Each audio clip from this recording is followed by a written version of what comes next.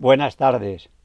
Continuamos con este programa de historia dedicado a las personas interesadas en ello, porque bien comprendemos que la historia fue interrumpida en su enseñanza en los colegios. Algunos, como uno que yo estuve trabajando, daban la clase de historia por fuera del programa nacional. Lo más erróneo que es no mostrar la historia de un país para buscar corregir los errores. Por eso se siguen cometiendo en Colombia. Eh, no olviden que si quieren deben suscribirse, decir si en realidad les gusta el programa o no, todo está bien, comentar y compartir. En la historia de Colombia se ha olvidado porque le hicieron olvidar y por eso estamos pagando ahora las consecuencias cuando se quiere volver hacia el federalismo o ya ha arrancado en parte el federalismo en algunas partes del país. Bueno, eh, quiero continuar con este programa de la siguiente manera. Hacia la mitad del siglo XIX, en adelante de 1850, tres problemas graves se presentan. Eh, uno muy grave es el problema religioso. Otro problema es el de las guerras civiles. Y luego el problema del federalismo. Tres problemas graves que tenía el país en esa época y que se buscó solucionar. Recordemos lo siguiente. eh, en el siglo XIX, a partir de 1830, hay tres golpes de Estado. Uno que da José María Melo, dio un golpe de Estado. El otro que dio Tomás Cipriano de Mosquera y el final que lo da Rafael Núñez. Ahora bien, hacia la mitad del siglo se formaron los partidos políticos, como ya hemos dicho, aún antes que muchos países de Europa, o en África, o en otros países. Aquí criticamos mucho el país, a Santander, que era un legalista y prendido a la ley, pero en su favor. A Mosquera, que era trabiliario, le gustaba fusilar. Hombre de Estado, imponente. Y además, un grave problema, el problema religioso. Bueno, abordemos en primer lugar esto, el problema religioso. Sucede que durante el descubrimiento y la colonia, hasta la emancipación, en nuestro país dominaba la Iglesia Católica en gran parte cerca del Estado y el Estado en ella, porque por privilegio daba a los reyes católicos gozaban del patronato regio, porque fueron una nación que defendió mucho la Iglesia, estaba expandida en América, convirtiendo a los aborígenes, y entonces el Papa de ese entonces le dio a los reyes católicos la facultad de nombrar obispos, arzobispos, curas, etcétera, o por lo menos insinuarlos o sugerirlos y hasta pedir que los quitaran. Era una venia que le hacía el papado a la iglesia y entonces parte de lo que era la iglesia pasó al Estado, como los diezmos que se pagan en la iglesia. Los diezmos los dejaron a la iglesia en América hasta para conquistar América y dominar a los aborígenes. Eh, los, los gobernantes españoles pues manejaban a la iglesia aquí, porque prácticamente quedaron en manos de ellos esos nombramientos, esos privilegios, inclusive a ser diócesis. Todo eso existía, eso se llamaba el patronato eclesiástico.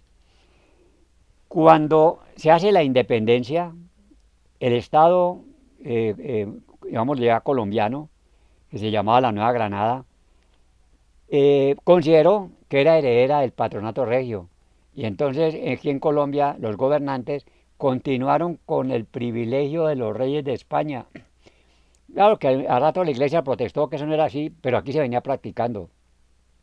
Y por allá el presidente Mayarino, conservador, lanzó una nota en que decía que no podían abusarse los clérigos y demás de sus privilegios. y que en realidad el sometimiento pues al Estado era del patronato, sometimiento del clero pues al patronato. Pero aquí viene el punto de verdadera discrepancia entre liberales y conservadores.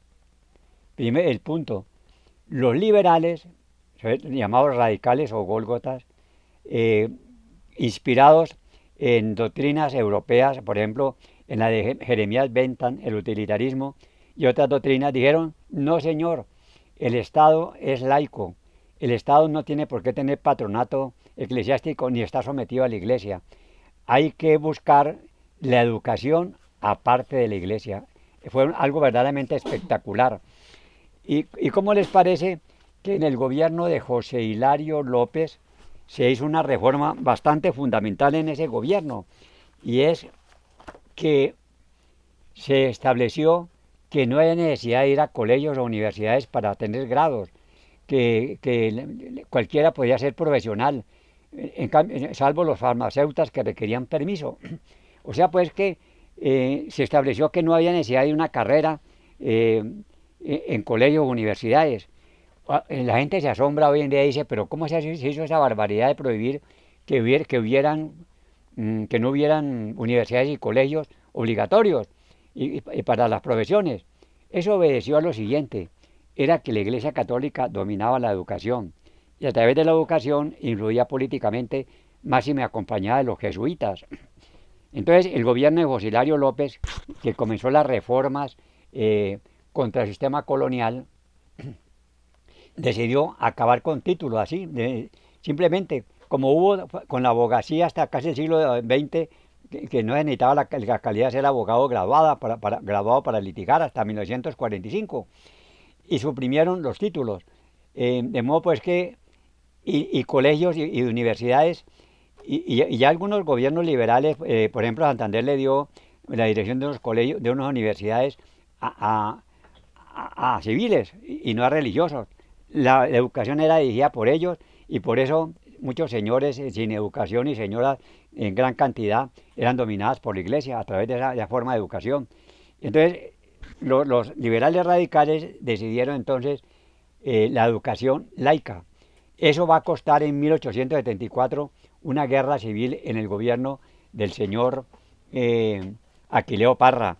Es decir, el problema fue bastante grave y llevó a guerras civiles, como lo veremos más adelante.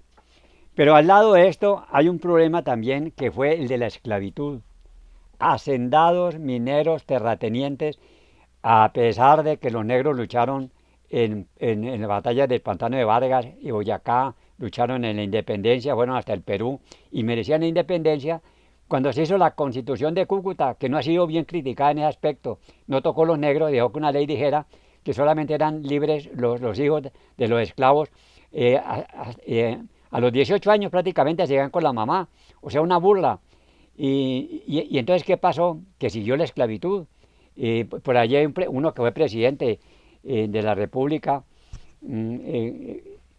escribió que a los negros había que enviarlos para África, para allá, para África, que se fueran para África, que no siguieran nada más aquí como los Estados Unidos también lo proclamó. Entonces, los partidos también los partidos tomaron dirección. El Partido Liberal Radical decidió que había que libertar a los esclavos. No crean que era tan humanitaria la idea. La idea era que esa masa de esclavos podían entrar a trabajar en el nuevo sistema que se venía, que era el de libre cambio, lo llaman hoy neoliberal, el buscar que Colombia produjera mucho para exportar y era mejor que los negros estuvieran libres. El Partido Conservador tomó la tesis contraria, fue partidario de la esclavitud. Pastor Ospina y Julio Arboleda, Pastor Ospina era hermano de Mariano Ospina Rodríguez, dirigieron una guerra civil encaminada a derrotar al presidente José Hilario López, que venía impulsando la libertad de los esclavos. Ellos protestaban que Hilario López había sacado a los jesuitas, pero Julio Arboleda no quería a los jesuitas. El pretexto era tratar de liberar a los esclavos. Entonces hay una diferencia entre liberales, gólgotas o radicales y los conservadores. Pero hay que advertir que hubo dos fundadores del Partido Conservador, Mariano Espina Rodríguez y José Eusebio Caro. José Eusebio Caro es el padre de Miguel Antonio Caro, y, y hijo de doña Nicolás Ibáñez, que era la amante de Santander. Pero ese José Eusebio Caro era noble y él no quería pues que hubiera esclavos, que él quería como la libertad y sobre todo que hubiera las aduanas elevadas para proteger a los trabajadores. Él era proteccionista, porque el gobierno de Santander y también el gobierno de Pedro Alcántara Herrán y el primer año de Mosquera, como aquí lo conté, eran proteccionistas. Pero por un actor llamado Florentino González se volvieron aquí en Colombia librecambistas y proclamaron que había que bajar las barreras aduaneras, que el país exportara únicamente lo que producía, o sea, pues productos agrícolas y además también lo relativo a minerales etcétera. Y que debía importar todo lo demás porque Inglaterra y Estados Unidos lo producían mejor, más barato. Los comerciantes aprovecharon, compraban barato y lo vendían aquí caro y quebraron a los artesanos. Bueno, ese fue uno de los puntos fundamentales pues que hubo, el aspecto eh, religioso que culminó con la separación de la Iglesia y del Estado en 1853. Pero luego vino el gobierno conservador en 1858 y se hizo una república federal, ya no llamada la Nueva Granada, gente que ignora todo eso. Colombia se llamó la Confederación Granadina, se hizo un Estado federal. Y el fundador del Partido Conservador más importante, Mariano Espina Rodríguez, que en cierta forma le gustaba también el libre cambio, pero él quería que siguiera la Iglesia Católica con todo su poder, y aunque se sumó a los federalistas, porque los conservadores se volvieron federales más que todo por interés. Cuando quieren tumbar a Melo, se unen a los Gólgotas, los conservadores y los liberales, y compartieron ideas federales. Y Ospina Rodríguez, como lo conté la vez pasada, llegó al poder, y cómo les parece que él se portó como centralista, y Mosquera le decretó la guerra y lo derrotó. Y entonces Mosquera llega al poder. Ese es un punto importante, o sea, el aspecto de religioso, separación de iglesia y Estado, se creó una fuerte lucha. Y como Mosquera con los liberales derrotó a Ospina Rodríguez, se creó, eso sí, de allí en adelante, algo muy grave. Ya conservadores y liberales se abrieron bastante y comenzaron las guerras y los problemas.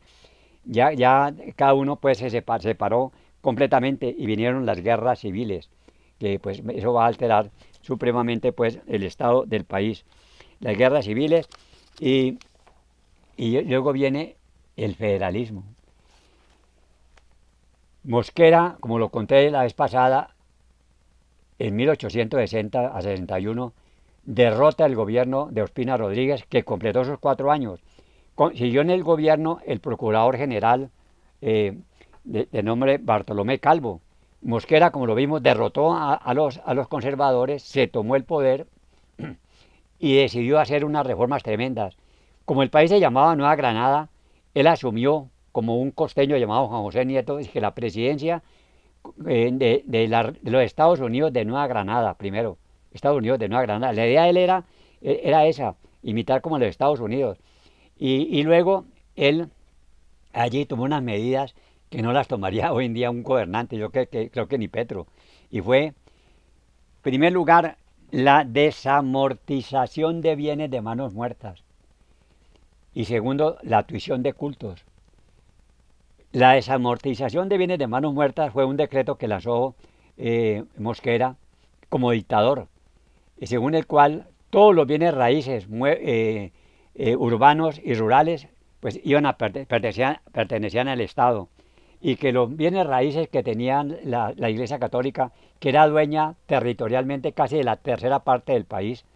Y por ahí hay un documento muy delicado de un presidente de la Nueva Granada que informa el estado tan grave que tenía Colombia en ese entonces, pues al punto de que gran parte de los bienes que había en Colombia pues en realidad están en poder de la Iglesia, y que él no sabía cómo llevar a cabo esa reforma.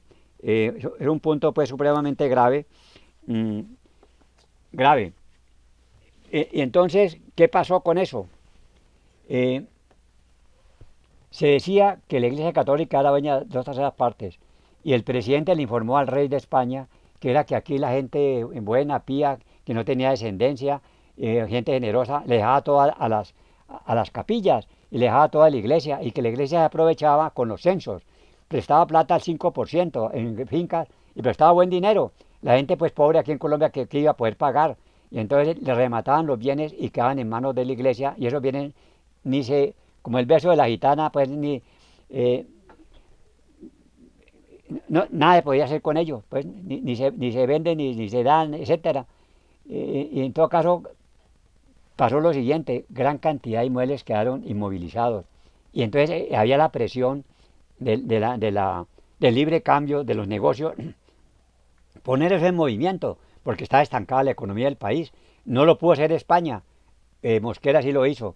Y con esa amortización, dijo que esos bienes que tenía la iglesia, que esos los iban a rematar a un tanto por ciento, que las compañías religiosas y asociaciones que no se sometieran a eso quedaban prácticamente abolidas, ninguna lo aceptó, y entonces los bienes de la iglesia se llevaron a remate.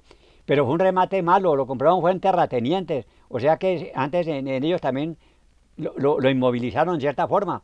Pues claro que lo sembraron de café y otras cosas, algunos de ellos, pero el Estado colombiano no se suplió mucho con eso y más tarde el Estado colombiano comenzó a pagarle a la Iglesia Católica esas expropiaciones. O sea, pues que eso fue una cosa prácticamente absurda. La otra medida importante fue la tuición de cultos. Esa de cierta forma era hasta más grave. Ningún funcionario, ningún miembro de la Iglesia Católica que fuera pues cura o obispo podía ejercer su cargo sin el pase del gobierno. De modo que era necesario pedirle permiso al gobierno para ello, lo que llevó a una fuerte reacción de la Iglesia Católica.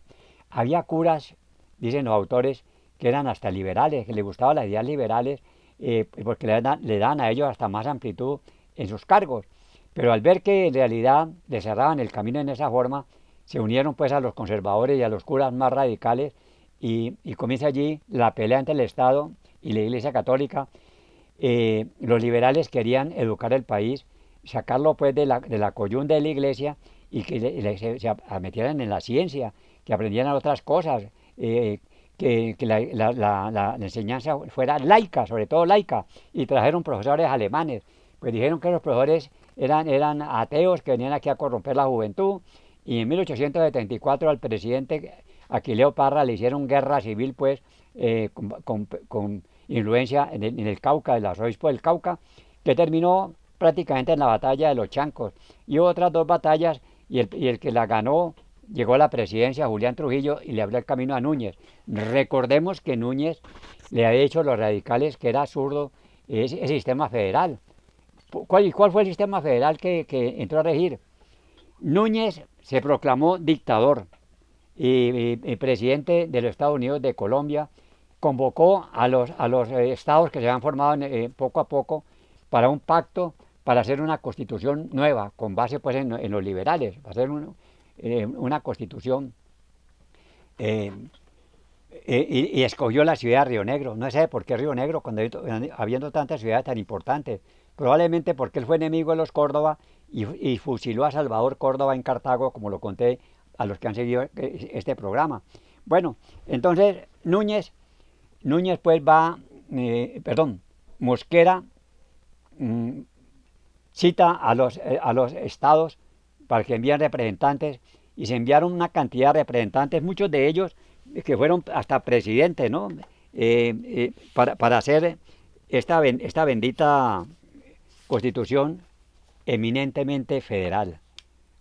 Vean ustedes ahora que hay el gobernador de Antioquia, la costa Caribe, el candidato de allá del Meta, o los del Chocó, la gobernadora del Tolima, y creo que también la del Valle, que están preconizando un fuerte regionalismo que puede conducir nuevamente al federalismo que causó tanta ruina en el país, porque la división de los colombianos los hace más fuerte. Siempre un poder central sirve para poner en cintura a los grandes magnates de las regiones que se aprovechan del pueblo para manejarlo. Y eso fue lo que buscó Núñez y buscó también Caro y otros. gobernantes. Y luego eso se corrigió muy bien en 1910 porque hubo abusos de Núñez y de la regeneración. Eso se irá viendo poco a poco. Y como les digo, eh, y como les digo se va a hacer pues el Estado federal.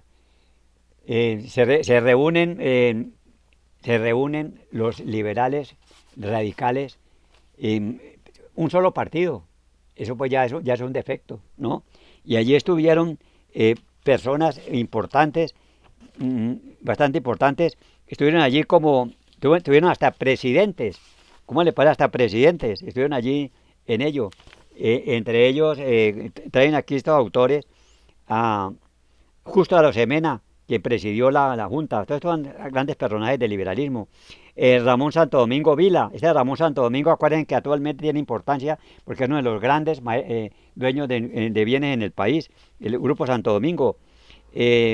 También Manuel Ancísar, Foción Soto, Felipe Zapata y Gabriel Vargas Santos. Y, y otros ciudadanos que ocuparon la presidencia de la República. Estuvieron Tomás Cipriano de Mosquera, José Hilario López, Rafael Núñez, Santos Gutiérrez, Santos Acosta, José María Rojas Garrido, José Eusebio Tálora, Julián Trujillo, Juan Agustín Uricoechea, Salvador Camacho Roldán, Francisco Javier Salduda, Ezequiel Hurtado, Eliseo Payán y Aquileo Parra. Muchos de ellos fueron más que todos designados a la presidencia. Y estos caballeros, pues, decidieron hacer la Constitución de 1863, que se proclamó federal y proclamó fue en nombre de los Estados Unidos de Colombia. Ya no dijo que de Dios, como decían las otras constituciones. Los conservadores atacaron en la iglesia esa constitución por laica, pero no.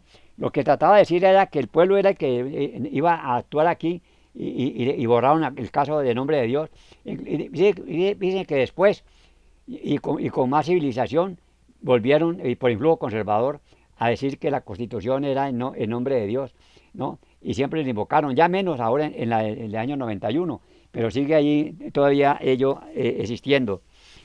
Y esa Constitución, pues, redujo el periodo presidencial a ridículos 2 años. Eso pues fue sumamente fatal que quedaran apenas 2 años en la Constitución. Mm, y los estados eran soberanos. Había un presidente con funciones muy limitadas. Los estados eran dueños de sus bienes, podían tener defensa, ejércitos, e hicieron guerras civiles, como también lo comenté. Pero lo más grave de esa constitución no era lo siguiente, lo más grave era lo siguiente, que no se podía reformar. Supremamente grave, no se podía reformar. ¿Y por qué? Porque se dijo que dividió el poder en ejecutivo, legislativo y judicial. El ejecutivo por 2 años, el judicial duraban 2 años senadores y representantes. Pero el Senado se llamaba, era Senado de plenipotenciarios. Representaban a los estados en las votaciones. Cada estado tenía 3 plenipotenciarios. Para reformar la Constitución se requería que los estados votaran unánimemente la reforma, lo que fue su ruina. Cuando se puede con unanimidad, es muy difícil, casi imposible, lograr una votación unánime. Y la cuenta es muy sencilla. Eran 9 estados. Cada estado tenía tres senadores. O sea, 9 por 3, 27. 27 senadores plenipotenciarios. Se requería el voto unánime de los estados. Cada estado tenía 3 senadores. Bastaba que en un estado 2 se opusieran y se frustraba la reforma. ¿Entendido? Si eran 27, eran 9 estados, se requería que todos, que por lo menos en todos los estados 2 votaran la reforma. Si en un estado 2 no la votaban, se acababa, lo que era un absurdo. Rafael Núñez lo hizo ver de forma brillante y le dijo no, que había que reformar eso y que los estados no podían tener milicias, que había que centralizar. Y él buscó en forma muy brillante, con las reformas que hizo, modificar ello.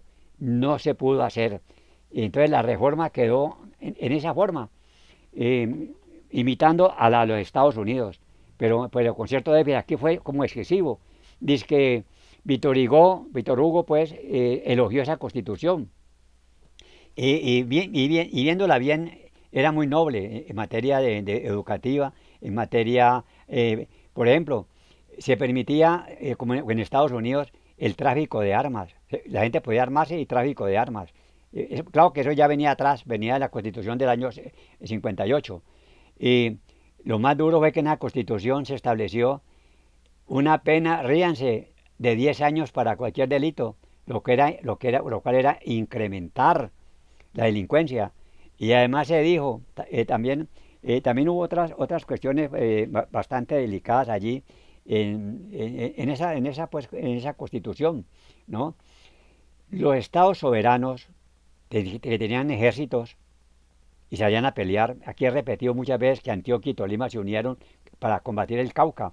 El Cauca, que era muy grande, iba desde el Amazonas hasta el Golfo de Urabá. Gran parte de eso lo agarró a Antioquia, lo cercenó Antioquia, se formó Caldas y tres departamentos, Nariño, Cauca y Valle del Cauca. Hoy mire, el de Caldas pues se dividió en tres también, pues siguiendo esa misma norma. Antioquia pues arrebató y quitó al Cauca, que era el estado más grande y más temible y más victorioso, ¿no? Porque la única revolución que triunfó con la fuerza de las armas, la única que triunfó fue la revolución de 1860-61 que le hizo Mosquera a Ospina Rodríguez. Esa, ¿qué, ¿Cuál fue la consecuencia de esa guerra? El doctor Tulio Enrique Tascón, me voy a permitir leerles lo que dijo sobre eso al respecto. Este gran autor, nacido en Buga y que poca gente conoce, en su famosa obra llamada Historia del Derecho Constitucional Colombiano. Yo tengo una edición de cuando se editó, año 53, y yo he comprado otras ediciones que han ido saliendo, algunas piratas. Bueno, muy bien, leamos este punto. Consecuencias de la guerra de 1860. La guerra civil de 1860, única que ha triunfado en Colombia, tuvo las más funestas consecuencias para el progreso de nuestras instituciones públicas. Por primera vez se interrumpió la tradición constitucional de la transmisión legal de los poderes públicos. Antes los presidentes le entregaban al que le seguía. Santander a José Ignacio de Márquez, José Ignacio de Márquez a Pedro Alcántara Herrán, Pedro Alcántara Herrán a Mosquera, Mosquera a López, López a Obando. Y luego siguió un conservador caleño y Manuel Ospina Rodríguez, que fue derrotado y se interrumpió eso tan bueno, que era acabó con la pacífica alternabilidad de los partidos en el gobierno que hasta entonces se habían practicado y que solo pudo restablecerse 60 años más tarde, mentira, fue mucho más tarde. Por primera vez se expidió una constitución para la República sin el cumplimiento de los trámites constitucionales señalados para la reforma en el estatuto anteriormente vigente, como ahora la del 91, que se hizo contra la Constitución, contra las reformas constitucionales que ya decían que requería la intervención del Congreso, y Barco con 2 decretos de estado de sitio hizo la del año 91, inconstitucional desde luego. Bueno, constitución expedida por un solo partido y por constituyentes que no derivaban sus títulos del sufragio popular. Acabó con la unidad de la legislación nacional, desencadenó las luchas religiosas que intranquilizaron la conciencia de un pueblo eminentemente católico, extremó el federalismo hasta el punto de crear un estado crónico de revueltas civiles que se prolongó por un cuarto de siglo y, como se dijo, se organizó la anarquía. Y termina. Considerada en sí misma, la Constitución de Río Negro se inspiró íntegramente en la Constitución de los Estados Unidos de América y dentro de sus principios radicales y federalistas que la informaban, fue un estatuto armónico y teóricamente casi perfecto. Ella mereció el aplauso de Víctor Hugo y el anatema de Pío IX. Pío IX la anatemizó. Bueno, continuaremos explicando la Constitución de Río Negro, que falta todavía parte por explicar, y confrontar con lo que viene sucediendo actualmente, ¿no? Hay un deseo de federalismo, inclusive, como lo he repetido varias veces, aún la delincuencia se ha federalizado. Ya no se ven pues, no, las guerrillas, que es una delincuencia política, sino la delincuencia de la droga, que pelea en Colombia territorios, como en el Valle del Cauca, que hay varias organizaciones criminales, y otras en todo el país, allá en Arauca, en Antioquia, el clan del Golfo, etcétera, el gaitanista. O sea, federalizada la delincuencia. No nos llevará esto de pronto a una guerra civil.